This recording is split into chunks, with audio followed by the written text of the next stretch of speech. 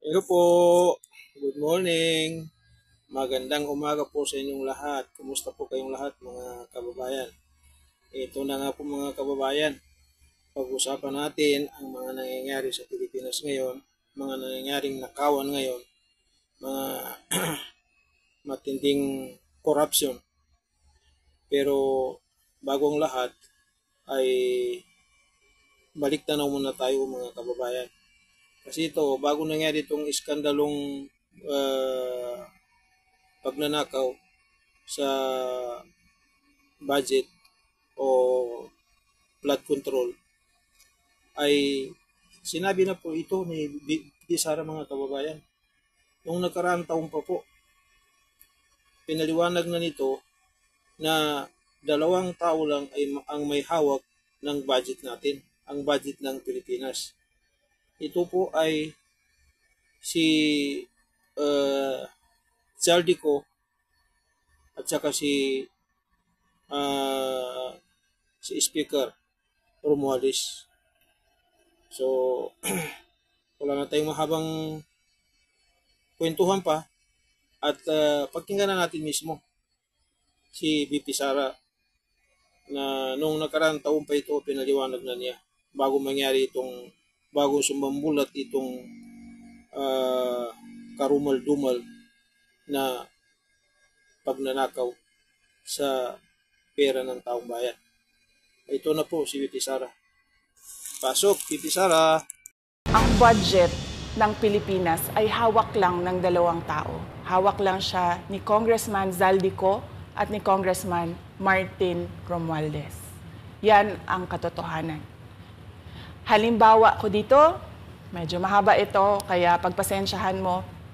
Ang halimbawa ko dito, sa DepEd muna tayo. Sa Department of Education, noong taong 2023, merong 5 billion na inapprove para sa classroom construction. Nagulat ako kasi merong mga lumapit na miyembro ng House na humihingi. Hinihingi nila yung 5 billion, parte ng 5 billion na budget. Wala kasi akong experience sa ganyan. At saka ang pagkakaintindi ko, pag inapprove na yan ng Office of the President, ibibigay na yan, pagdediretso na yon sa approval at trabaho ng Department of Education sa construction ng mga classroom. Nagulat ako, may humingi. Magkano ba ang amin dyan? Magkano ba ang amin dyan? So sinabi ko, hindi pwede ito. Kasi ang mangyayari nito, hindi magagawa ng Department of Education ang trabaho namin na mag-construct ng classroom ayon sa classroom backlog at sa prioritization base sa backlog at sa classroom construction. So sinabihan ko yung isang congressman, sabihan ninyo si Martin Romualdez na hindi pwede chap-chapin ang classroom construction na 5 billion. Kaya kung makikita ninyo sa budget proposal na approved ng Office of the President, 5 billion yon. Pero nung lumabas yung GAA o yung budget approved noong 2023, naging 15 billion siya. Dahil hindi nga ako pumayag na kunin yung 5 billion, dinagdagan nila ng 10 billion yung classroom construction ng Department of Education. Yung 10 billion na yon hindi kontrolado ng Department of Education. Controlled yon ni Congressman Zaldico at Congressman Martin Romualdez. Hindi ko na kailangan ng corroborative witness dito dahil makikita niyo yon sa papel. Makikita ng taong bayan yon sa papel. NEP, 5 billion, lumabas ang budget approved, 15 billion. So maiintindihan niyo, 'di ba? Bakit pa tayo magbo-budget hearing para sa Office of the Vice President? Dalawang tao lang naman ang nasusunod sa budget ng bayan natin. Halimbawa, taong 2024. Kung makikita niyo, ang approved na budget ng Office of the President para sa classroom construction ay 19 billion. Noong lumabas na ang House version ng Appropriations Bill, ay naging 24 billion ito. So, approved 19 billion, paglabas sa House, naging 24 billion.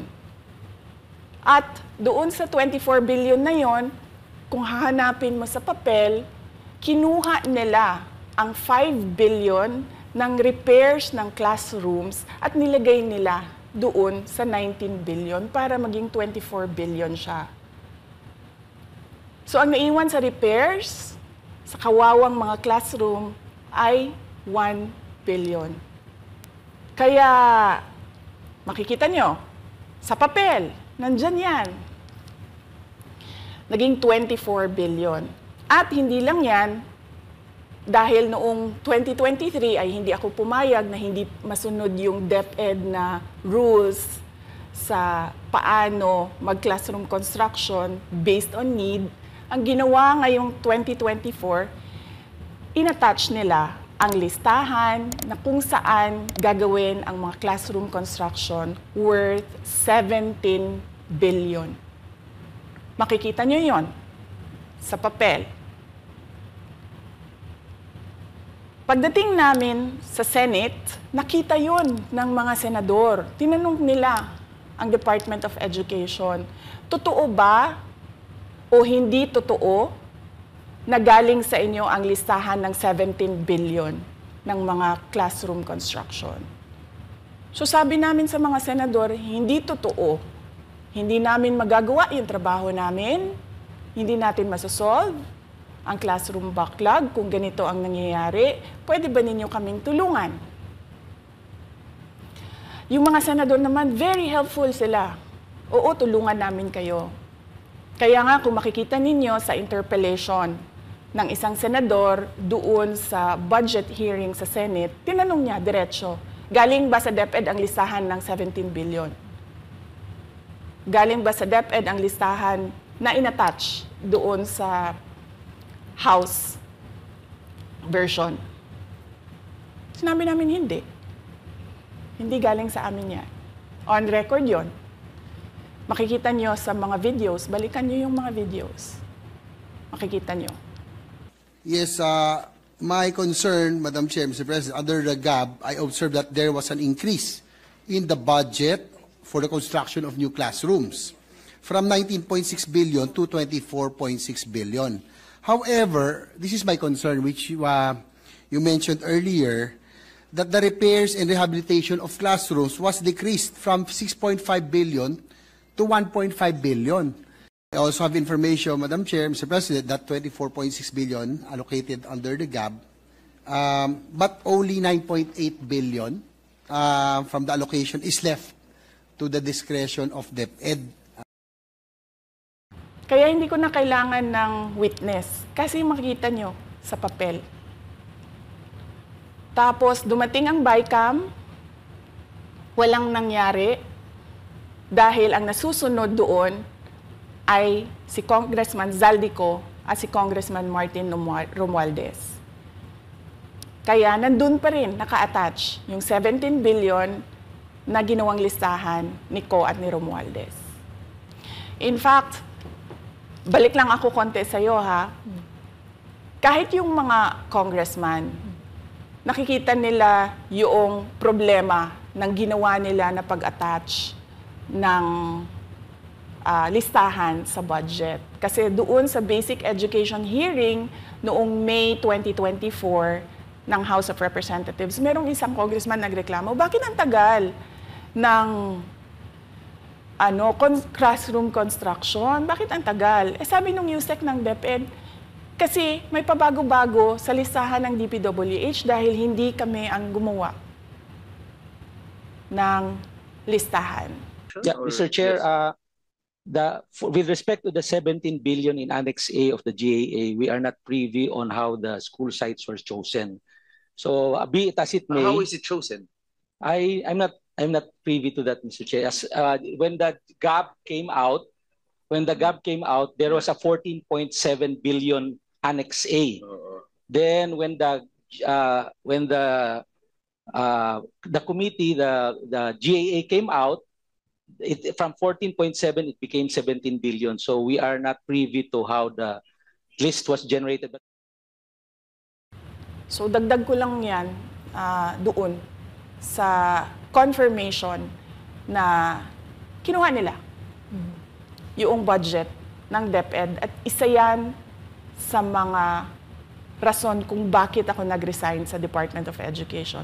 Hindi na ako papayag na sa susunod na taon, ganyan pa rin ang gawin nila at ako yung mananagot sa ginagawa nila. Kaya yan yung sinasabi ko, bakit pa tayo mag-question and answer dito para atakihin niyo ako? Ang masusunod lang naman sa budget, 2 tao lang. 2,000 years later.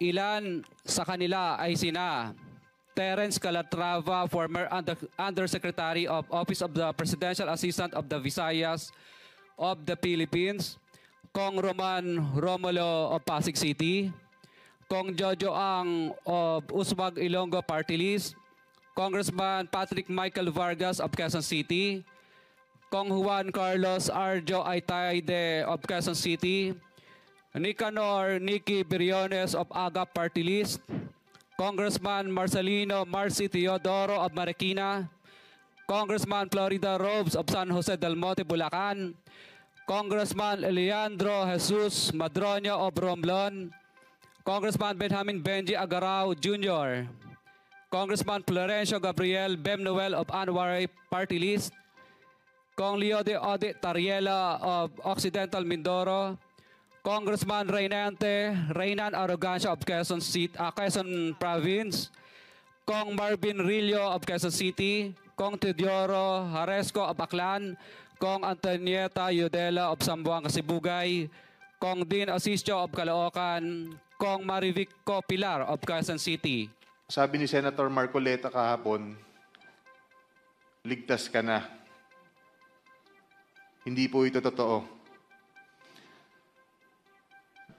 Si Senator Jinggoy Ejercito Estrada, Senator Joel Villanueva, Yusek Robert Bernardo, at D. Alcantara.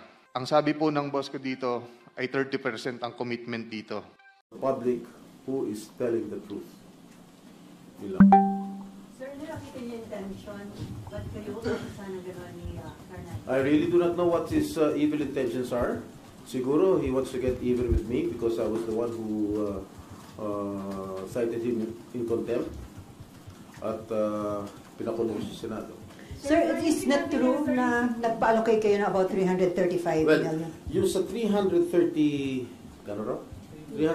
million, lahat siya nasa GAA. Everybody can choose any item from the GAA at ibintang kahit kanino senador. So wala kayong ganung pina-allocate? Isang malaking kasinungalingan ng mga pinagsasabi niya patungkol sa pagbabako ng mga proyekto. Sir, what do you make of it? Yung paulit-ulit yung sinasabi na hindi kasi. Parang alluding po kahapon sa nangyaring biruan nyo. Well, yung biruan lang ni Senator Marcoleta sa akin. Well, nung sinabi niyang safe ka, alam ko naman biro niya, pero in the eyes of the public, parang it was uncalled for.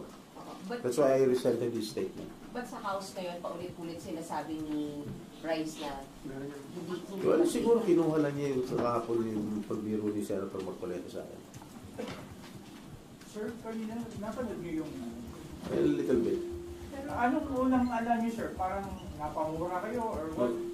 Naggalit talaga ako. Talaga napamura ako. Napakasinungaling itong tao ko.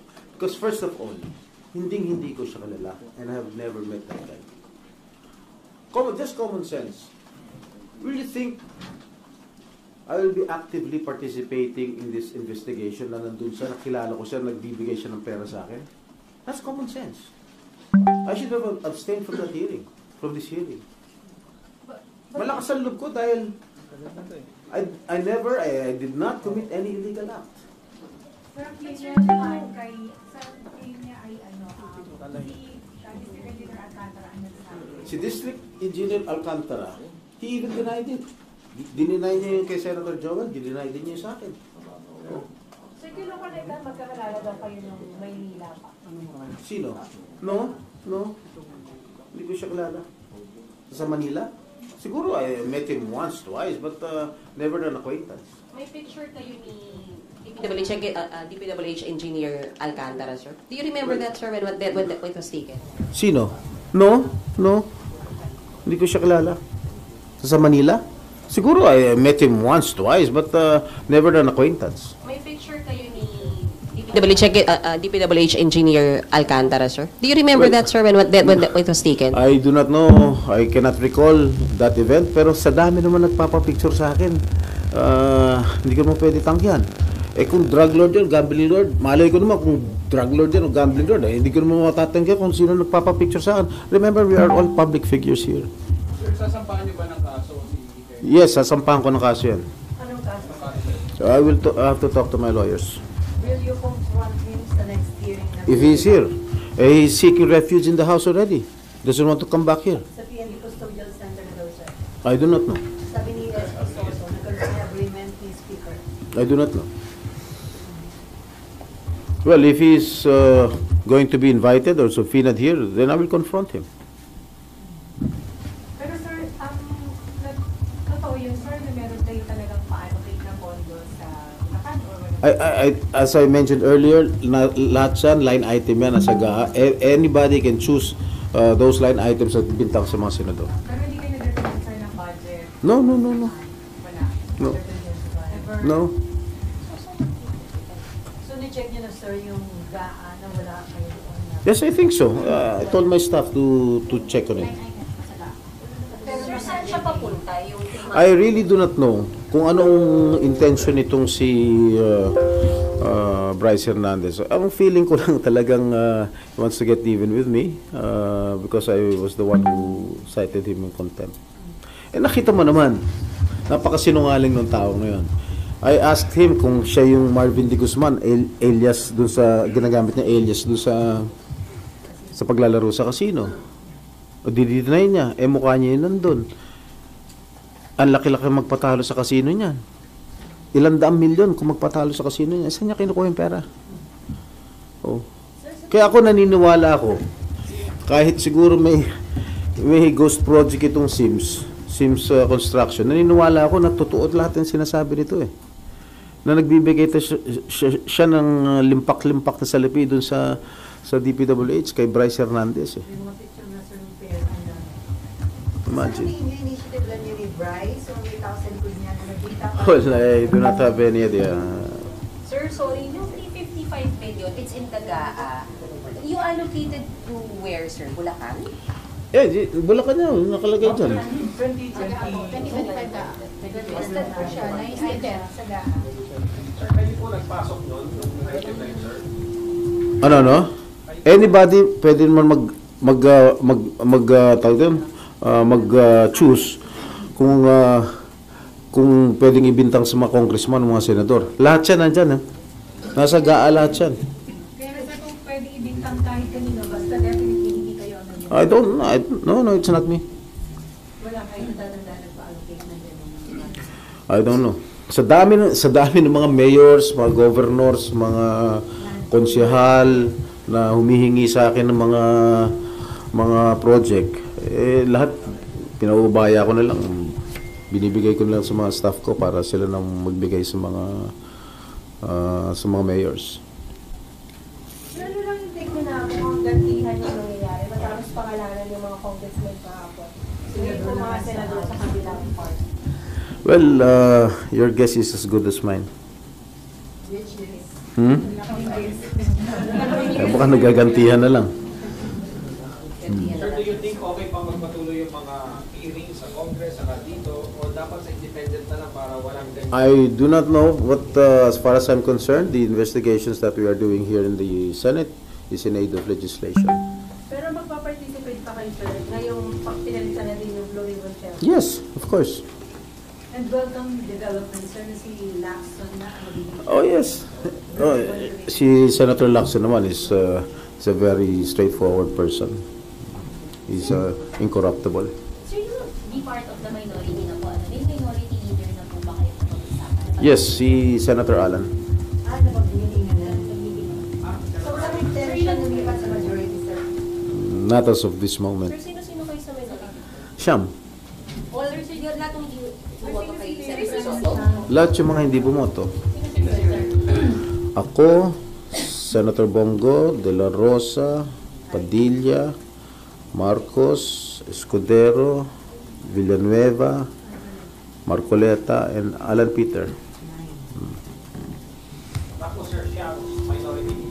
Si Senator Alan, yeah. Sino deputy minority? I think si Senator Marcoleta.